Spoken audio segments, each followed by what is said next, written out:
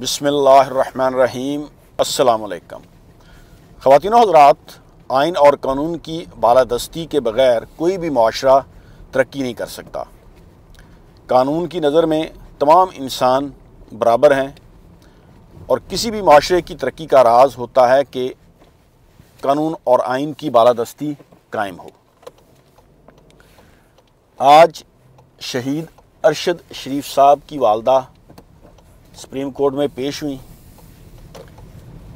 और उन्होंने कुछ अफसरान को मेंशन किया कि जिन पर उनको शक है। एक तो उनमें पाकिस्तान के retired army chief general Qamar Javed Bajwa साहब और कुछ दीगर अफसरान। अब उनका ये शक सही भी हो सकता है और गलत भी हो सकता है, क्योंकि जब दो फरीक में लड़ाई हो तो फिर इससे कोई तीसरी कुव्वत भी फ़ायदा उठाने की कोशिश करती है।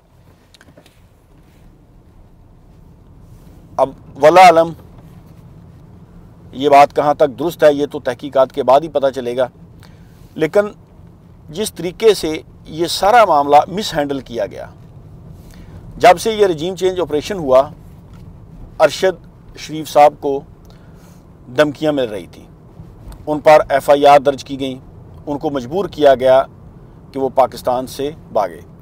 उनके हालात ऐसे कर दिए गए कि उनको पाकिस्तान छोड़ना पड़ा। वो यहाँ से दुबई चले गए और दुबई में भी फिर अथॉरिटीज़ की तरफ से दुबई की गवर्नमेंट को कहा गया कि इनको निकालो यहाँ से।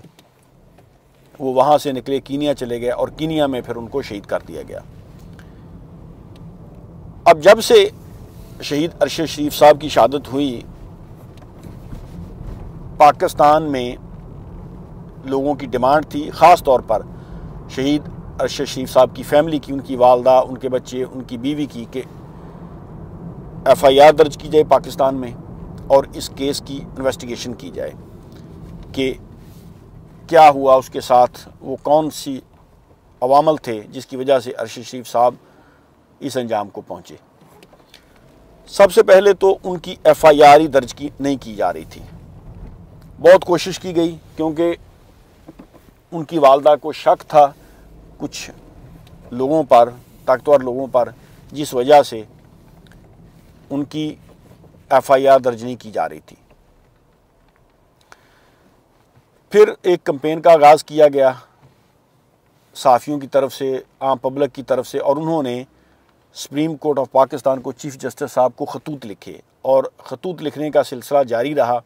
बैरून मुल्क से भी पाकिस्तानियों ने ख़त लिखे और फिर हज़ारों लाखों खतूत जो हैं वो सुप्रीम कोर्ट ऑफ पाकिस्तान को पहुंच गया। इस प्रेशर को हैंडल करने के लिए एक FIR दर्ज कर दी गई, लेकिन ये FIR भी दर्ज की गई पुलिस की मदीयत में।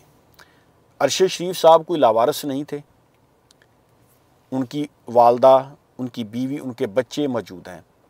होना तो ये चाहिए था कि इस्लामी कवानीन के तहत और आईन पाकिस्तान की रूह से उनके वर्सा को ये हक़ हासिल है कि वो शहीद अरशद शरीफ साहब का मामला हल करने के लिए FIR दर्ज कराएं और ख़ुद मुद्दई बने अपनी मुद्दईयत में। लेकिन यहाँ पर एक तरीके से ये चीज़ें की गई कि FIR दर्ज की गई, शहीद अरशद शरीफ साहब, उनकी पुलिस ने अपनी मुद्दत में FIR दर्ज कर दी और फिर ये मामला इस तरह आगे बढ़ा। आज उसकी वालदा सुप्रीम कोर्ट ऑफ पाकिस्तान में पेश हुई और उन्होंने वो तमाम करैक्टर जिन पर उनको शक है, उन्होंने उनका मेंशन कर दिया। अब इस मामले पर तहकीकात होनी चाहिए, इन्वेस्टिगेशन होना चाहिए, ताकि हक़ाइक़ कौम के सामने आएँ और उनके कातिल जो है वो कैफरे किरदार तक पहुँचें। देखें, जो कुछ ये पिछले 7-8 माह में पाकिस्तान में हुआ है, इसने पाकिस्तान के इमेज को बहुत डैमेज किया है। पाकिस्तानी अदारों पर लोग सवालात उठा रहे हैं और ये जो हुकूमत है 13-14 जमातों की, इनकी कोई क्रेडिबिलिटी नहीं है, लोगों का इन पर कोई एतमाद नहीं है और हमारी इकॉनमी को जो शदीद धचका लगा है। आज की खबर आप देख लें कि कराची पोर्ट पर अदरक और लहसुन के कंटेनर खड़े हैं और पाकिस्तान के पास इतने पैसे नहीं हैं कि वो पैसे अदा करके उनको वसूल कर ले। इससे बड़ी हमारे मुल्क की और तौहीन क्या होगी। हमारे वज़ीर ख़ज़ाना इसहाक़ डार साहब जो कह कर आए थे कि मैं मुल्क की मईशत ठीक कर दूँगा, हम मुल्क को जो है वो तरक्की की राह पर डाल देंगे। इमरान खान ने जो माशी बदहाली की है मुल्क की, हम 6 माह के अंदर अंदर मुल्क को इस माशी बदहाली से निकाल देंगे। लेकिन अभी 8 माह होने को हैं, लेकिन पाकिस्तान की मईशत की हालत आपके सामने है। उसकी बड़ी वजह यह है कि पाकिस्तान में जो कुछ हुआ पिछले 7-8 माह में, ना मालियाती अदारे, IMF, वर्ल्ड बैंक्स और ना ही बैरूनी मुल्क के इन्वेस्टर वो पाकिस्तान की इस हुकूमत पर एतमाद कर रहे हैं। आप मुझे बताएं कि एक जहाज़ जो डूब रहा है आस्ता आस्ता, कौन पागल उस जहाज़ पर सफ़र करेगा या सवारी करने की कोशिश करेगा। हमारी इकॉनमी तबाह हो चुकी है, मुल्क डिफ़ॉल्ट होने के करीब है। अब कौन इस मुल्क में इन्वेस्टमेंट लेकर आएगा।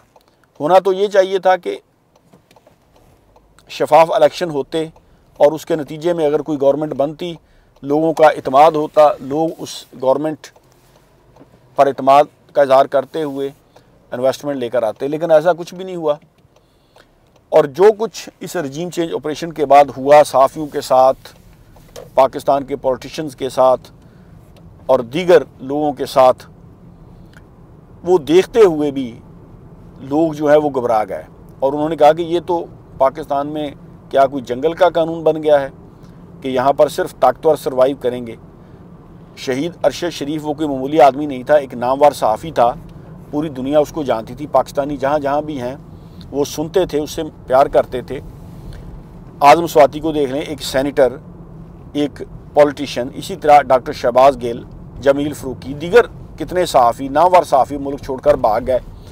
जब हमारे मुल्क में इन लोगों की कोई वक़्त नहीं है जो आम लोगों से ज़्यादा ताकतवर हैं, आम लोगों से ज़्यादा उनकी रेपुटेशन अच्छी है, आम लोगों से ज़्यादा उनके पास पैसा है, पॉलिटिशियन, सहाफ़ी, जब उनकी कोई वक़्त नहीं है तो फिर आम लोगों की क्या वक़्त होगी इस माशरे में। तो ये चीज़ें देख कर लोग घबरा गए। अभी शहीद अरशद शरीफ साहब की वालदा ने जो चीज़ें मेंशन की हैं, जो नाम, अब इन पर तहकीकात होनी चाहिए और शफाफ तहकीकात होनी चाहिए।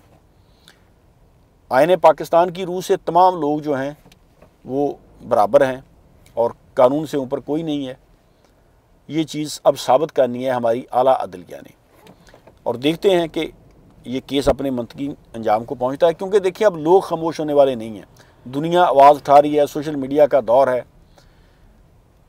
और अफवाज पाकिस्तान में भी लोग अगर कुछ ऐसे हैं तो हमारी आर्मी जो है वो एक शानदार अदारा है, ख़ुद उनको इन लोगों का एहतसाब करना चाहिए। सैयद जनरल आसम मुनीर साहब, चीफ़ ऑफ आर्मी स्टाफ, अब ये उनकी भी ज़िम्मेदारी है कि वो अपना किरदार अदा करें और हमारी अफवाज पर ये जो दबा लगा है इनको साफ़ करें, ताकि पाकिस्तानी अवाम का अपनी फ़ौज के साथ जो मोहब्बत का रिश्ता है वो मज़ीद मजबूत हो। और जस्टिस होना चाहिए, कानून और आइन की बालादस्ती होनी चाहिए।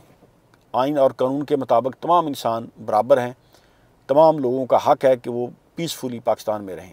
अगर ये नहीं होगा तो इससे इंतशार बढ़ेगा, इससे कोई माशरे में बेहतरी नहीं आएगी। शहीद अरशद शरीफ साहब की वालदा जो आज पेश हुई, इसने तमाम लोगों को गमज़दा कर दिया कि किस तरीके से एक बूढ़ी औरत जिसका शौहर वो फौत हो गया, जिसका बेटा आर्मी में था जो शहीद हो गया, और उसका दूसरा बेटा वो हक सच की आवाज़ उठाते हुए शहीद हुआ। तो इनको इंसाफ मिलना चाहिए और तमाम लोगों को इसके लिए आवाज़ भी उठानी चाहिए। बहुत बहुत शुक्रिया। अल्लाह हाफ़िज़।